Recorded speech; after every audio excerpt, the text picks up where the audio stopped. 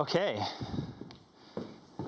Thanks for the introduction, even though I don't really need one, because most of you already know me. You see, I'm famous. My name is Ebenezer Scrooge. And this is my story. You see, I dislike change. I've seen technology trends come, and I've seen technology trends go. You told me I'm supposed to be using OpenStack. Well, apparently now it's only for telcos. You tell me I'm supposed to be using microservices, but I feel like only Netflix can get away with that now. Well, you tell me containers. Now I'm supposed to be using serverless? Well, you know what I say to that. Bah! Humbug. It's complicated. There are servers. It's just this whole trend. It's a stupid name. I don't want to trust somebody else with my code. I just don't want to deal with it. My organization is fine just the way it is today. Thank you very much. Okay, quick interlude. My actual name is Chad Arimura. Thank you for the introduction. I'm honored to be on stage today. I'm totally aware that this is the most ridiculous talk you're probably going to see of the whole conference. Also, I'm an American in London doing Charles Dickens' rendition at a tech conference. But I thought that it would be entertaining to open the conference. Hopefully I can at least keep your attention for about 30 minutes while I work through the entire 3 ghosts of serverless. Also, thanks for letting me be here. I really appreciate it. It's amazing to be the first talk. So, okay, back to our protagonist. He's eating soup in his cold, dark room where clearly he has no friends. What? What is that? What is that noise? Ebenezer! This is Jacob Marley, your former co-founder and CIO. I wear the chains I forged in life. I made them link by link, yard by yard. I girded them on of my own free will, and of my own free will, I wore it. Jacob, what are you doing here? I'm here to warn you, to send you a warning. You mustn't go down the path that I went down. What path is that, Jacob? You see, there's a major revolution among us. It's a technology change, and your organization is not ready for that change. But I'm going to ask you some very important, very rhetorical, totally out of place questions. Can you hire developer talent quickly enough? How long does it take before your developers are shipping code to production? Does your organization have a culture of innovation? Are your developers the only one implementing new business ideas? Well, this is crazy because you tell me, Ebenezer, that your 2 greatest constraints to achieving your business goals are finding access to software engineers and access to talent. Your 2 top constraints, above even access to capital, is just finding developers. And you love money, Ebenezer. To further prove my point, you will be visited by 3 spirits. The first, when the bell tolls 1. The second, when the bell tolls 2. And the third on the next night at midnight. But I first want to leave you with one big idea. Serverless is bigger than cloud, and it will empower the next 1 billion developers. Ah, bah, humbug. If we were to jump on every tech trend, we would never have time to even build. Leave me to my sleep. It must have been something I ate. And sure enough, when the bell tolled 1, Ebenezer was visited. Ebenezer, I am the ghost of serverless past. Take my hand. We're going to go on a journey. Do you remember this, Ebenezer? Why, yes, I do. That's my sister Fan and I playing Legos. We loved playing Legos. They were so much fun. We'd lose the pieces, but we didn't care. We'd just keep building. Oh, yes, the space station, my favorite piece of building with Legos. Do you know what this is, Ebenezer? Do you remember? Well, yes, that's HyperCard. I used to sit for hours building HyperCard. I'd learned to program building HyperCard. It was so much fun. It was literally where I learned how to program. Oh yes, bulletin boards. I would build and rebuild bulletin boards where 1 or 2 people could be on my bulletin board at any given time. If I had 1 or 2 phone lines going into my bedroom, I would spend so much time building these things. Do you remember this, Ebenezer? The config.sys, where you used to have to literally change the operating system in order to get it to work for your particular games. The buffers, they were never high enough to play Mech Warrior, were they, Ebenezer? I remember they were never high enough. And this, your friends playing LAN games. Do you remember? 5 of you used to sit in a room and plug the cables into your hub, and you would play Command and Conquer and Warcraft. So much fun. Endless hours of enjoyment with your friends where you learned how to connect. And the Walkman, where you used to listen to all your favorite jams. 30 minutes per side, and hopefully your tape didn't get destroyed because then you lose all of your music. And the Encyclopedia Britannica, where you used to learn. You used to read these from A to Z. You would have to grab one off the shelf, and hopefully it didn't become out of date within the year.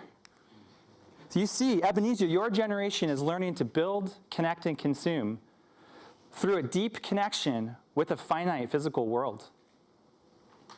Okay, but Ghosts of Serverless Past, why are you telling me this? Who cares? You will know upon the visit of your next spirits. But for now, I leave you to your sleep.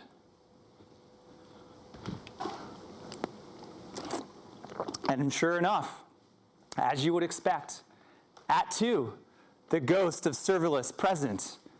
Ebenezer, take my hand. We're going to go on a journey to today. Do you know what this is, Ebenezer? Why, yes, that looks like Minecraft. The children, they're building endless worlds with Minecraft with this little axe. I don't even know how they do it, but hundreds are playing, thousands are playing in the same worlds, building these and sharing these worlds with each other. It looks a lot like the Legos that I used to play with as a kid. And this, the space station, Ebenezer, this is the digital version of the space station that you built as a kid. I remember. And this, Scratch, where the children of today are learning to program, where they're building worlds, and thousands are actually remixing the same code. But it's not code, Ebenezer. It's just visual, just like your HyperCard. Maybe HyperCard would be great if it was still around. Thank you very much, Apple. Coincidentally, it kind of looks like GitHub, doesn't it? I don't know. Well, that's interesting. I see that they're building differently, but you're probably going to show me something stupid like Facebook and Instagram next. Yes, Facebook and Instagram, how the children are learning to connect with unlimited people that they've never even met before. It's a scary world, isn't it, Ebenezer? And this, Fortnite, I don't even know what's going on in this scene. Hundreds playing at any given time where they are killing and dancing and killing and dancing across thousands of games. I can't even figure it out, but this is where they're learning to play and connect with each other. And this is the Encyclopedia Britannica, I can't even say it. Videos streaming to a phone near you to learn anything you want at any given moment. You lose your phone, get a new one, same videos are available. And this endless supply of your Walkman tunes or your videos or your YouTube, all to a TV or a phone near you. Unlimited, on-demand, instant. The children, they don't even know how to save anymore. They don't have a concept of save. Ben Thompson's daughter, she lost her document because she had to use Word. All she had used is Google Docs. She didn't know how to save it, so she lost it.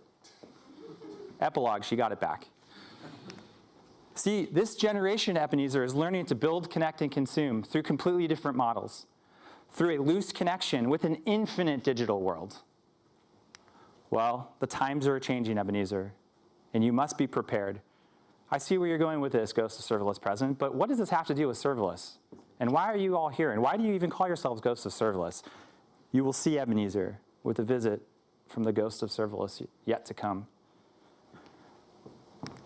But before I leave you, I must leave you with one big idea. Serverless is bigger than cloud, and it will empower the next 1 billion developers. Yeah, I must sleep again. And as you guessed, he fell asleep, and a ghost appeared, silent ghost, but somehow it could still talk. And it just pointed, and Ebenezer looked, and he was scared. It was a fearful, scarier than the previous ghosts of serverless past and yet to come. It just pointed, and an object appeared. Is this an unidentified flying object? Why, no. It's Echo or Lexa or whatever you call it, and you just talk to it. And the ghost is telling Ebenezer through his mind somehow that you just talk to this thing and it answers back. But not only that, it can order you pizza. It can order flowers. It can check your calendar, your tasks. It can call your friends. It can call for an emergency vehicle, all on the other end of a little voice command. You no longer even have to touch the thing. We've completely eliminated the terminal. And it runs all on things like Amazon Lambda behind the scenes, Google Cloud Functions, and gratuitous plug for the FN project, which is a completely open source functions as a service that runs on any cloud. What a powerful machine, but it's not just for developers. Non-developers are wiring all these things together using services like IFT, where you can take these devices and connect them to everything else in your life without ever writing a line of code. Have you seen things like Airtable, where you can create a completely schemaless database now and create applications without being a developer? You can unlock creativity in your organization by using something like this.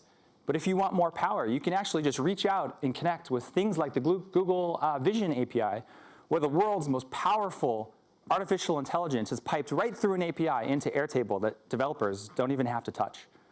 But when your developers do want to mess with it, it's also powered by things like functions, where you can execute these behind the scenes in a completely serverless model. Coda, same thing, schemaless database or schema database, where you literally build applications without being a developer. And it connects to all of these different services across the web. It's pretty powerful. Most of these didn't even exist 10 years ago. And things like GitHub Actions, which is running code where we like to store our code. Running code on the platform itself, executing code in visual workflows without ever farming it out to a cloud even. GitHub got their own cloud now. This is cool and all. It's pretty amazing to see all this, but what does this mean for me? Well, let me tell you, Ebenezer, you see, times are changing. Applications and infrastructure have been driving each other in a cycle for the past, as long as technology has existed. Remember, we built the airplane, and then we built airports. We built the light bulb, and then we built the power grid. But then the infrastructure creates a platform to create more applications on top in this cycle. And we're at this really amazing place in technology now where the applications are becoming the platform themselves. And we're building amazing things using the application. They're becoming the infrastructure. It's a convergence now. Small teams are doing amazing things. Thanks, James Governor, for the slides. Sold for $1 billion, Instagram with less than 13 employees. WhatsApp for like 19 billion. And he also said a quote here. This is from a couple years ago. 500 million downloads for Pokemon Go. Just 16 people. Not all attributed to serverless, but amazing things are happening with small teams. And he even said, this is a couple years ago as well, that the first 1 billion idea will be a single developer using serverless technology. An amazingly powerful concept when you can actually take the application and it becomes the platform itself. And this should be your organization. So serverless is a mindset, a culture, the next phase? I don't get it. We need to define it. The answer to all of those is yes. Serverless is the next phase of development. And there are 3 trends that are driving that.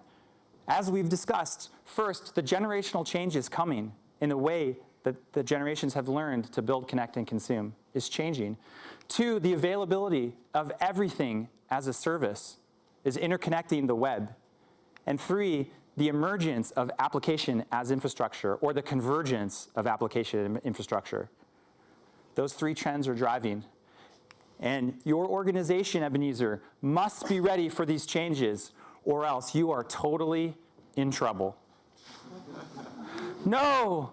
Tell me, Ghost of Serverless yet to come, tell me that I will not be on effed company. I will honor serverless in my heart. I will carry it all year. I will live in the past, present, and the future. I will carry, all three spirits will strive within me. I will not shut out the lessons that they teach. Tell me, ghost of serverless yet to come, tell me that I can sponge away the writing on fucked company. Tell me, tell me. And then everything went blank. And he woke in his room. Was it a dream? Boy, what day is it? Why, sir? It's Serverless Computing London Day. Serverless Computing London? That means my company is alive. I can learn about serverless technology for the next 2 days. I must tell the world about what's coming. Let's come together as an ecosystem and build next-gen infrastructure to make serverless easy for everyone to consume. Let's build better scaffolding, automation, and guardrails around the entire software delivery pipeline. Let's not build complexity for complexity's sake. It's unnecessary because eventually a software project becomes a small amount of useful logic hidden among code that copies data between incompatible JSON libraries. Old tweets, still true. Why is that? We must embrace everything as a service and build bridges using interop standards. See the talk about cloud events tomorrow. And our mindsets must shift towards a serverless way, because we must do all this with a new moral standard, because we have an imperative, because we must remember the next generation and the way that they're building, connecting, and consuming applications. It's a completely different model. And together, we can unleash the creativity in everyone in our organizations and empower the next 1 billion developers using serverless. Thank you.